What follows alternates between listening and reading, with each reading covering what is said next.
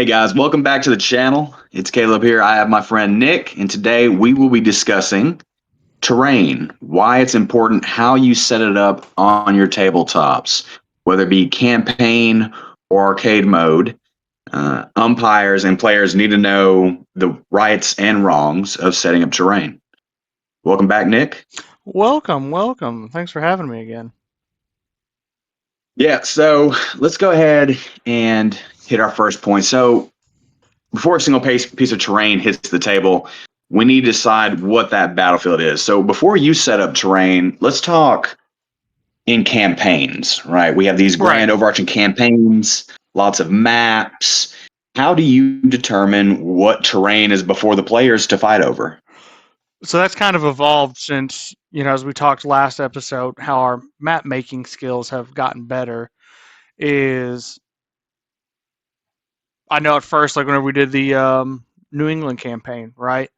Wasn't the greatest of maps, very functional, but wasn't the greatest. So we'd have to sometimes Google terrain if we knew there's like heights outside Boston, something outside Hadley. We'd Google some stuff. But I like to look at the map, use it as a rough estimate of here's the key terrain features. I'll throw in a little creek here, just something to spice up the battlefield a bit. But it definitely goes off that overarching map. And the more detailed that one is, I mean, really, terrain supplies are your limit on setting up the battlefield. Yeah, absolutely. I know, especially with my campaigns, whatever, when we're talking about more realistic campaigns, wherever the players decide to fight at, if the commander's like, hey, I know there's a hill outside this town, I want my army to set up here. So then I go to the hill on the map and I see, is there anything around that hill? I see, are there any forests drawn? Are there any roads? Are there any towns, any creeks? So I think when you're determining that in campaign, it's pretty easy. I mean, it's kind of, when it comes to setting up the board, the answer's already there for you. You just have to look at the map. And you can definitely, as you mentioned, go to Google for some of those more specific examples. But Oh, yeah. beside the campaign, let's look at the arcade. So in our club, we play campaign a lot. The most realistic we can get, but also at times we'll play arcade, where it's just like one side here, the other side here. Go at it, have fun. Here's an objective. How do you determine terrain when it comes to these less realistic battles? I'm a fan of picking the terrain that we don't use that much in our normal campaigns because we don't. Everybody wants to fight a hill on a hill, but the other side knows that trying to fight up a hill is bad. Defending a hill is good. So they may not always attack you. So I like to go out and find what terrain has not, that we put time in, that we've built, what piece of terrain hasn't gotten that much love, or if we got a new terrain piece, like whenever we got the split rail fences, and we were coming up with all sorts of stuff just in arcade modes, trying to use that just to incorporate, see how this would work in our battles and everything. But no, that's what I'm a fan of is using the pieces that don't get as much love, just showing them a little love right there. How Yeah, about and I you? think that's a really good point. Yeah, no, I mean, I think that's really good, especially when you're talking about the hills. Like no one, I've noticed in our campaigns, whenever someone's defending a hill, everyone's like, nope, I'm not attacking that, and they just walk away to find better ground to fight on, which is fine Mm-hmm. because that's realistic. Yeah. Um, but I do like that portion of the arcade. I also, when it comes to arcade, it's trying to set it up almost fairly.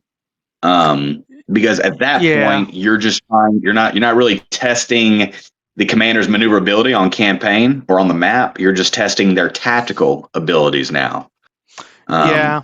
Is um, um, You brought up a good point there is I know you and I have played games where it's like old school Halo. The map's basically the same, and we're fighting over the middle.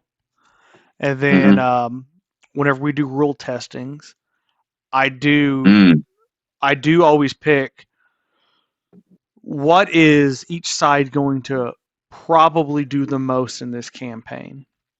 Is I know the videos haven't been up because we haven't started it yet. Hopefully this summer, if things go according to plan. But the Civil War campaign, the North is going to invade more, so I always have them stopping at like Rivertown, right? Rivertown, and they got to come in, take the Confederate works, uh, take a fort, something like that, to where the Confederates are on the defensive, because that's probably how the Union player is going to have to play the game. That's probably how the Confederate player is going to have to play the game. And if the roles are reversed, then we've set up the rules are already there. So like rule testing, I will go specifically to, I think that this faction will be playing this style, because as we've said in other podcast episodes, history repeats itself. There's nothing new under the sun. So just kind of using that as an example. Yeah, absolutely. I mean, you bring up the rule testing. I mean, for those of you guys that don't know, we're currently working on a homebrew rule set when it comes to 6 millimeter warfare. Um, we just added the naval dimension. We thought it was going to be released a lot sooner for public use, but we might have to wait on that. But yeah, bring up the arcades. Like the arcades are a great place, especially if you're trying to make homebrew rules. That is a good time to get the kinks out before you go into a more realistic campaign. But now that we've kind of talked about what it looks like, what kind of determines our setup, let's look at how we set it up. So I know for me, whenever I'm setting up a board, whether it be a historical battle, an arcade battle, or a battle derived from a campaign where two armies meet on the map and now I'm putting it on the tabletop, I like to put down the major terrain first, because everything else is supported and it goes around it. So I'll start with hills, rivers, large towns. What about you? I do the same as um, I'm generally more fond of the riverways, just because for me that was one of the most favorite things for me to paint and make, and it's also really easy, so I feel accomplished. Um, but I always try to do everything based off of a riverway or a creek or whatever. And then after that, depending on where it's at, sometimes it's just going to be a hilly valley, and this is just what we have, right? But no, mine's always that, and then once I get like the rivers, and then I'll throw some roads, and then it's some hills, a mountain, what have you. And then that turns into, oh, okay, I need a town, because there's probably gonna be a farming community here, or a town, something to, at least a building, kind of just for the player to know there's some stuff here, instead of just an open field, because I've found that open fields kind of just confuse people. We like set pieces there, so this building's become extremely important. But you don't want to put like oh, you don't want to have like you know a hill or some terrain that's just impossibility to attack. Like, to go to Game of Thrones reference, you're not trying to make the eerie, right? um Mm-hmm. you're not. You've got to make it semi-realistic to where opposing players might be able to take it. They may take a licking, but they still should be able to take it. Yeah, absolutely. Especially in arcade games. Now, I think when you come to campaign games and you set up the tabletop map, I mean, it's happened to me many times where I say, oh, we have a battle outside of this town, and I completely set up the entire board. And then the British commander will walk in and he'll say, nope, I'm not fighting this battle. I'm going to withdraw. And then they withdraw, which is Yeah. very frustrating for me as the umpire setting up this whole table, just for him to say no. But I mean, that's important for, you guys to realize whenever you start to set up your tables, especially when you're talking about campaigns, that that happened many times. Generals would arrive on a battlefield, look at the terrain, and say, this is not to my favor. I'm not going to do this. And other times they would come up and say, it's not to my favor, but I don't have any other choice. So kind of keep that in mind. And I really liked what you mentioned, Nick, kind of like a god hill in the middle of the map, making it impossible. And especially if you're doing arcade games, unrealistic, not really setting a campaign, you need to make sure the terrain is balanced. So if the enemy has high ground on their side, then maybe add high ground on another person's side. Or if they do Right. have the high ground, then give them an objective that forces them to at least abandon some of that high ground with their forces, to Yes. help even it out. Now, keep in mind, if you're basing your campaign map or your battle map based from the campaign, you might run into that. You might run into the position where in no way this is going to favor the attacker. And that's, where my example comes from, that they just turn around and leave, which is fine. You can set up boards like that because your players are moving on the map and acting as though this terrain is actually going to affect something, which it should. Hmm. So I would say just keep that in mind. Don't make a god hill. Don't have one side cluttered with terrain, the other side completely barren. But let's move past these larger features when we talk about Well, hills, rivers, and towns, right? right. That's that's the center point of the game. But let's look at these secondary terrain. So now we're talking about forests, fields, fences, smaller structures. I know you mentioned a barn earlier. Are there any other secondary terrain pieces that you like to add in? Um, Bridges is just that small little bridge right there that you hope will kind of become important. Everybody wants to do the heroic last stand, but no, that and fields is forest. I feel that it's such a hard piece to copy onto the tabletop right there. I mean, Yeah. I think we have 5 different types of forest, if I'm not mistaken, between all of our everybody in the club, all our different terrain right there. Yeah. It's obviously forests are were used all the time. Um, it's so hard to kind of emulate that perfectly. Keep the 6 mil scale. There's just a lot lacking there. I'm not the biggest fan of that one, but I love throwing down a wheat field. Also, they're super easy to make. Just get a doormat, cut it up. There's your wheat field. Yeah. Or late fall, that's your cornfield now. I'm a huge fan of that. Yeah. 100%. And I would say, in the secondary terrain, this is where your table kind of comes to life. So we have those major features like high ground, rivers, towns. Okay. But if that's all you have, then it's very barren. So especially if you're playing an arcade or unrealistic game, you'll definitely want to add trees in there, some fences, barns, and even roads, to kind of break up that monotony. And that also forces players to make tactical decisions. If I have a swamp on my left flank, but I have right hill on my right flank, or high ground on my right flank, then that's probably going to dictate how I move in attack. Whereas if I don't have a swamp and all I have is a hill on my right, then it makes things pretty straightforward. So I think adding more complex terrain will force more complex tactical decisions. And once again, the map will make the board for you. Reference the map if you're doing a campaign battle. Yes, and if I Um, may, real quick, is you mentioned a mhm. God Hill earlier. Is if you're doing a historical campaign in certain locations, you're going to have quote unquote that God terrain because that's what they had historically. So don't be if it happens, it happens. But if you're doing arcade mode, don't be that person who's like, oh, I've got marshy swamps on top of this mountain and it's next to a fault line and there's an earthquake. You know what I mean? Like don't be that person. But as if you're assaulting yeah, as Helm's you're Deep, a yeah lava right flow yeah approaches you. Yeah.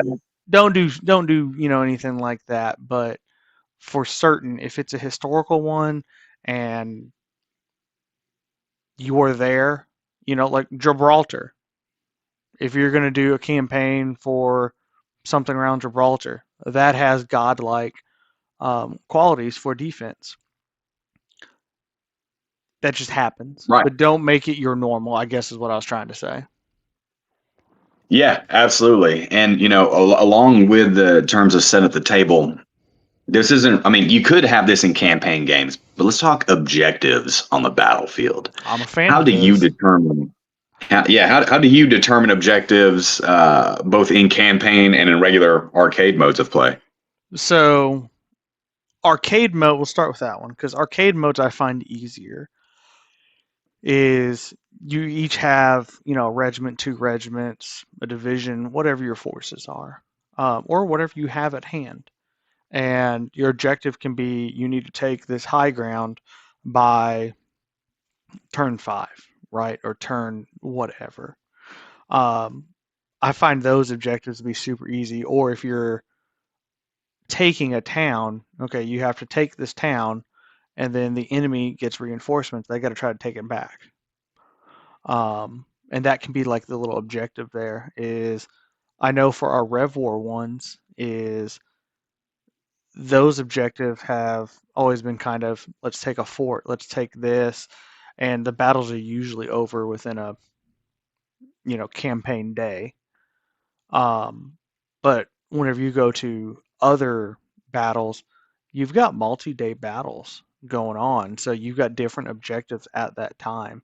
Like if you're going to recreate Gettysburg, I can think of 5 different objectives you could have, and that's just off the top of my head without having everything in front of me. But no, making those objectives I think super important. Is some of it can be taking a town, and can once you've taken that town, if the enemy has a reinforcement nearby that would have came within that week, maybe not that first battle, right?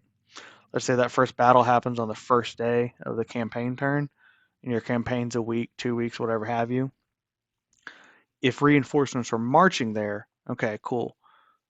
I'm the British. I've taken this town. Well, the Americans had some people coming down, and I've defeated their first force. Whatever, I didn't kill or got away, met up with their second force, and now they're trying to take it back. As long as it's within that campaign turn, I say that's still a valid objective. Same for maybe a bridge, whatever's kind of there. But no, I'm a fan of the objectives. Just you got to mark it out before that battle takes place. And that's more up to an umpire type thing.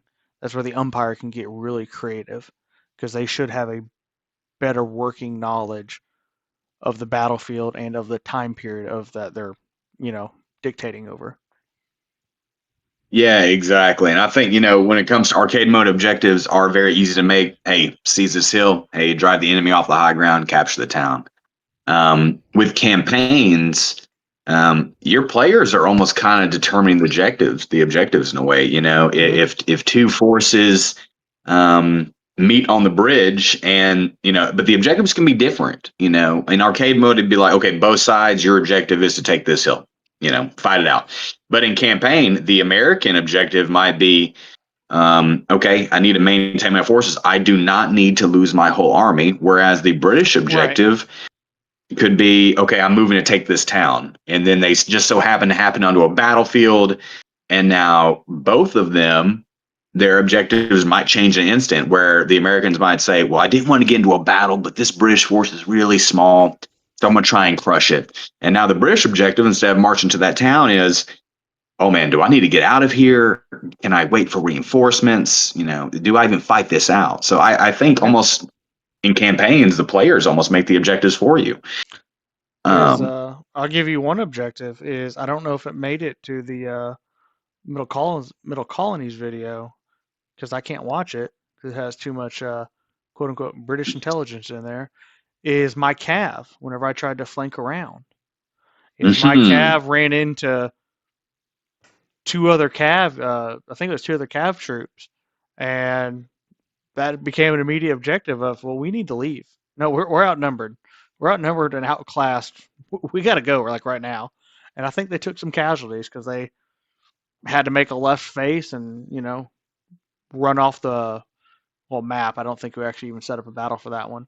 But no, objectives like that. Then that's how you can resolve some objectives too. Is you've had some dragoons up on a overlooking a road, what have you, and you see an enemy scouting force come by. Well, they don't recognize you. You can roll, see how well you can ambush them. And, if it's like a nat 20, hey, you just took off a Cherokee scouting party or what have you. But those are some other objectives that the umpire can do that maybe doesn't go to a battlefield right there. Yeah, absolutely. And now that we've kind of discussed the objectives, why the players are going to fight on the board and terrain that you're setting up. Um, the next thing, let's talk about balance, just very briefly. When I'm setting up balance on the table, I'm looking for one side having too much cover, one side maybe having too much high ground. I think my big thing is when I set up at least an arcade board, I might not make it fair, but I make it winnable. That's kind of my guideline Yes, when I make one. is Um, I agree with that one. Is especially arcade. I mean, in campaign, like for Philadelphia, I've been fortifying Philadelphia, getting some troops in there, setting up defenses. Is I don't want a fair fight, and that's the thing too. The umpires kind of got to do is if two people are meeting in open field, well, it has to be fair, right? Because they're coming out by chance. But if you're going to go assault a key city, you have, I've been fortifying it for like 6 months now or something. Is yeah, you have that fortifications there. That's not going to be a fair fight. That's that struggle right there. yeah, absolutely. And we can kind of start to roll things up, wrap things up a little bit. So I think the big thing too is now that we have all the terrain there, we want to make sure we bring that table to life. So this is when you can start adding, little wagons, maybe civilians to the table, debris, Mm-hmm. camps, um, Is but also a few things that you can add to the table as well is during the battle. Um, I'm sure you can think of right off the bat, Nick, some smoke. things that you can add while the battle's going on. Smoke and something else for the battle is the table itself. What materials you should have on it. We should probably talk about that after this. Is like what your mat's going to be. But no, you need smoke. You need it, especially if you're doing naval battles. Is it's easy. You get some cotton, spray paint it gray, black, red, whatever. Poof it up after it dries. There's your smoke. I think that adds a certain element to it because if you've been firing muskets for 8 turns in a row, and let's say you're in a naturally low point on the battle train, the umpire, and this is if people are paying attention enough, you may have inadvertently created a natural smoke screen for your enemy because if Yeah, they're in a lower area, and depending on the time of day, right, you may have created a natural smoke screen that there's too much smoke from musket fire, cannon fire, what have you, that your enemy's able to, sneak an inch here or there to get away from you. You don't get accurate readings on them, um, unless you have somebody with like a spyglass or something like that. But um, I think that adding that smoke is key. Is I don't think we've done it yet, but we have some destroyed buildings. Is if you've been pounding a mm, town doing siege activities, I'm sorry, pounding away at a time. Yeah, you should have some destroyed buildings there. And again, I think that's just us and our unrealistic expectations of being perfect all the time. But if you don't have time for that one, that happens. But again, just adding that smoke right there works. Is I have some little it cows. really brings it to life. Yeah, I have some little cows that if we have a farm, we can get like 3 cows out there. I have more, I think, but just little farm animals, just things that brings it just that little extra detail to really bring it to life. But again, and I'm sure you're about to go into it, is that's based off your mat. I really think the mat is the most important. Your board itself, like Yeah, what that base layer yes. is. Yeah, I mean, you could have just a green blanket, which we've used many times, or you can have a Mm-hmm. really good custom made fur mat. It just really depends, and I would say, and we can close up on this is the biggest thing you need to add if you're trying to bring life to it. It's war. Mm-hmm. You're gonna have casualties. So add casualty Oh, markers all along the board. We play 1-to-1 scale. So there are times where our board is littered with just as many casualties as we have minis up.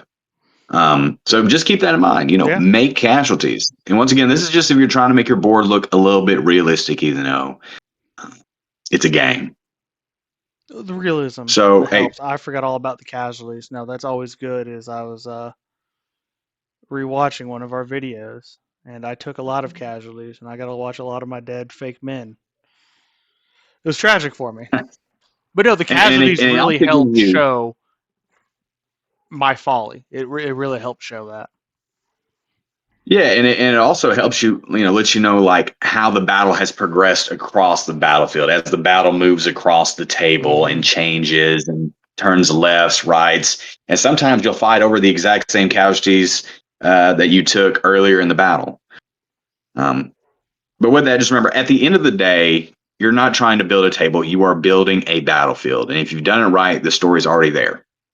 The players are going to be the ones to bring this to life, but it's up to you to kind of set them up for success. If your players are making their judgments based off of a hill you put there, that could change the entire course of the battle.